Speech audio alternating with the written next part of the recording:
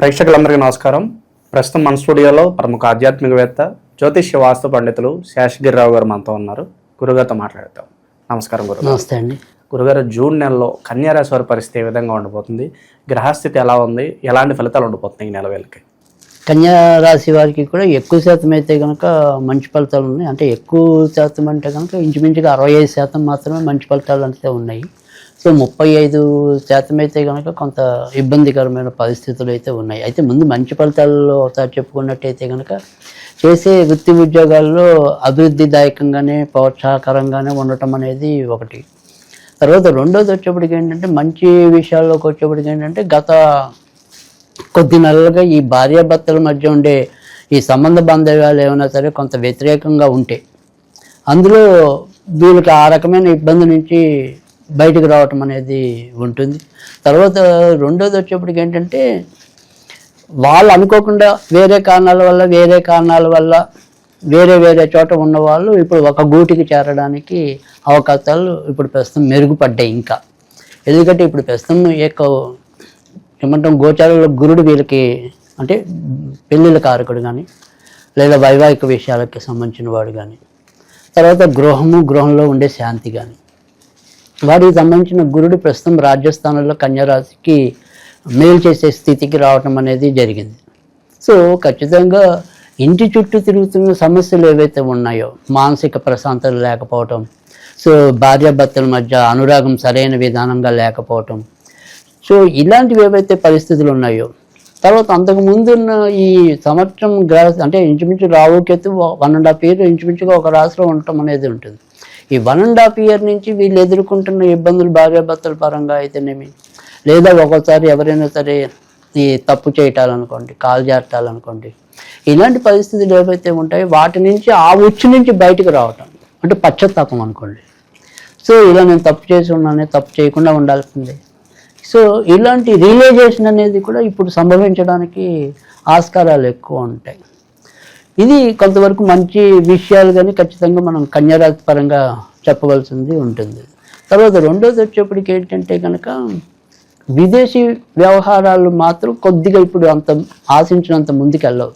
So గతమే ఎక్కువ మంచిది ఉంది, ప్రస్తుతం అయితే అంత బాగుండలేదు. కానీ ఇతరత్ర ఎందుకంటే ఇక్కడ ప్రస్తుతం అయితే రాహు చాలా అద్భుతమైన స్థితిలో 6వ ఇంట్లోకి రావటం అనేది ఉంది.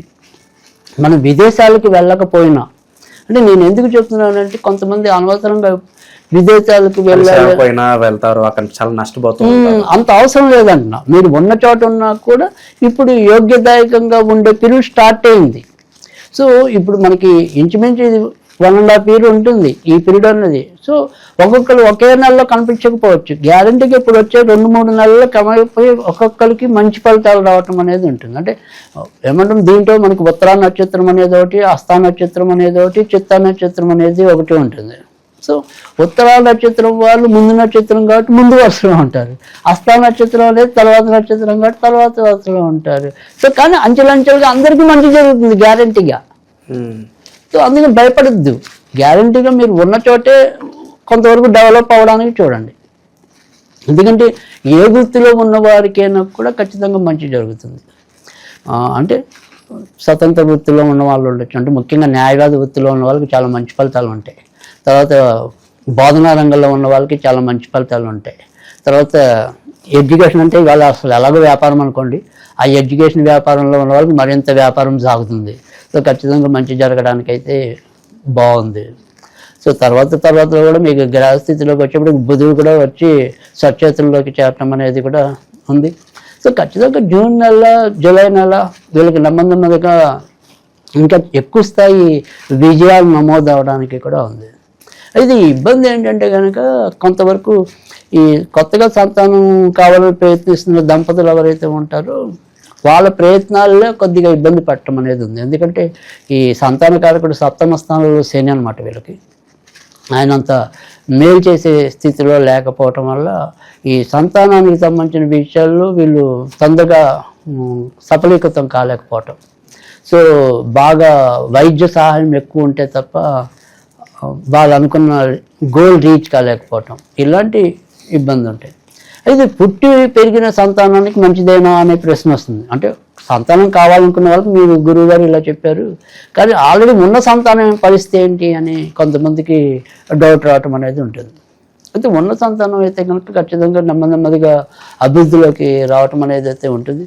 గత 5-6 నెలల కిందట పడిన ఇబ్బందుల నుంచి నెమ్మదిగా ముందుకొచ్చి ఇప్పుడు క్రమేపీ అభివృద్ధి వైపు వెళ్ళే పరిస్థితి కూడా ఎక్కువగానే గోచరించడం అనేది అయితే ఉంటుంది. ఇక మరి కొత్తగా పెళ్లి కావాల్సిన అంటే సంతానం కావాలని గురించి మనం చెప్పేసుకున్నాం. ఒకవేళ పెళ్లి కావాల్సి వస్తే వాళ్ళ పరిస్థితి ఏంటి అంటే కనుక ఖచ్చితంగా వీళ్ళకి వివాహకారుకు గురుడు కాబట్టి గురుడు ఇప్పుడు మంచి స్థితిలోనే ఉండడం అని చెప్పాం కాబట్టి ఈ వైవాహిక విషయాల కోసం ప్రయత్నించే వాళ్ళు అంటే కొత్తగా కళ్యాణం కావాలని కోరుకునే వాళ్ళు ఎవరైతే ఉంటారో ఖచ్చితంగా వారి యొక్క ప్రయత్నాలు అయితే కనుక నిరభ్యంతరంగా కొనసాగించవచ్చు. ఖచ్చితంగా దానికి సంబంధించిన ప్రయత్నాలు చేసుకోండి.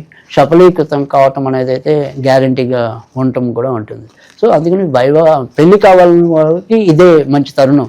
సో కనుక ఆ తరుణాన్ని మనం ఉపయోగించుకుంటే తప్పకుండా కళ్యాణం అవుతుంది. సో అందుకని వాళ్ళకి ఇబ్బంది కూడా కనిపించడం లేదు. ఇక తర్వాత సొంత ఇల్లు ఎవరైతే కొనుక్కోవాలనుకుంటున్నారో గురుగారు వాళ్ళకి ఎలా ఉండబోతుంది? సో వీళ్ళ సొంత ఇంటి కారకుడు కూడా గురుడే అయ్యాడు. సో గురుడు వీళ్ళకి మంచి ప్లేస్లోకి వచ్చాడు కాబట్టి ఖచ్చితంగా గృహం సంబంధించిన విషయాలన్నీ కూడా సఫలీకృతం కావటం అనేది అయితే ఉంటుంది. సో అందుకే మనం మొదట చెప్పుకున్నట్టు గృహం చుట్టూ విషయాలు కానీ కళ్యాణం చుట్టూ తిరిగే విషయాలు కానీ వీటన్నిటిలో కూడా కొంత మంచి మార్పులు పొందడానికి ఉంది. సో ఎక్కడైనా చిన్న మైనస్ ఏదైనా ఉంటే ఒకటి ఏంటంటే అది ఇందాక మనం చెప్పుకున్నట్టు సంతానం కొత్తగా కావాలనుకునే చోట కొంతవరకు ప్రతిబంధకాలు ఉంటాయి. తర్వాత రెండోది వచ్చేప్పటికి ఏంటంటే అమ్మగారు లేదా నాన్నగారు ఆరోగ్య విషయంలో కొంతవరకు జాగ్రత్త తీసుకోవాలి. వాళ్ళకి మాత్రం మధ్యలో అనారోగ్య సమస్యలు ఎక్కువ అవుతాయి. సో మిగతా విషయాలన్నీ కూడా ఏం పర్వాలేదు, బాగుంది. సో వాటిల్లో కొంతవరకు హెచ్చు తగ్గులు ఉండొచ్చు, కానీ మిగతా అన్నీ కూడా ఎక్కువ శాతం అయితే కానీ ఇందాక మనం చెప్పుకున్న అన్ని విషయాల్లో కూడా వీళ్ళు కొంత పశ్చాత్తాపడి ముందుకు రావటం కానీ ఏ విషయంలో బాగుంది. ఇప్పుడు ప్రస్తుతం అయితే కన్యారాశి కూడా కొద్దిగా మేలైన స్థితిలోనే ఉందని చెప్పొచ్చు మనం. గురుగారు ప్రజెంట్ ఉన్న గ్రహస్థితి బట్టి ఎలాంటి రెమెడీస్ అవసరం అంటారు వీళ్ళకి ఈ నెల? అంటే ఈ నెలలో వీరు ఏదైనా సరే కొద్దిగా ఎక్కువగా పూజిస్తే నరసింహస్వామికి సంబంధించిన పూజలు చేసుకున్నట్టయితే కనుక మరింత మంచి ఉజ్వలమైన భవిష్యత్తు రావడానికి, చిన్న ఇబ్బందులను అధిగమించడానికి, తర్వాత ఇంట్లో కూడా ఏదైనా సరే నరఘోష నరదృష్టి ఇలాంటివి ఏమైనా ఉన్నా కూడా పోవడానికి వీటన్నిటికీ కూడా మనకి ఖచ్చితంగా వీరికి నరసింహస్వామి ఆరాధన ఈ నెల చాలా శ్రేయోదాయకంగా ఉంటుంది. కనుక అప్పుడప్పుడు ఏదైనా సరే ఇంట్లో మనకి ప్రత్యేకంగా నరసింహస్వామి గుళ్ళు ఏమి లేకపోయినా కూడా ఇంట్లోనే విష్ణుమూర్తి దగ్గర కొద్దిగా గురువారాలు పానకం నివేదన చేస్తే చాలు. సో ఆ రకంగా చేసినా కూడా మంచి ఫలితాలు రావటం అనేది ఉంటాయి. లేదా ఓం నమో భగవతే నరసింహాయ నమః అనేది, ఓం నమో భగవతే నరసింహాయ నమః ఇది చేతనైన సార్లు చదువుకోవటం. సో ఇవేమీ మనం వద్దు మాకు ఏదైనా స్విచ్ వర్డ్ అనేది కనుక అంటే కనుక బోరేజ్ BORAGE బోరేజ్ ఇది సాధ్యమైన సార్లు చదువుకుంటే కనుక మంచి ఫలితాలు రావటం అనేది అయితే ఉంటుంది. ఓవరాల్గా జూన్ నెలలో కన్యారాశి వాళ్ళందరూ కూడా ఏ విధంగా ఉండబోతుంది, ఎలాంటి జాగ్రత్తలు తీసుకోవాలి చాలా బాగా వివరించారు గురుగారు. ధన్యవాదాలు గురుగారు.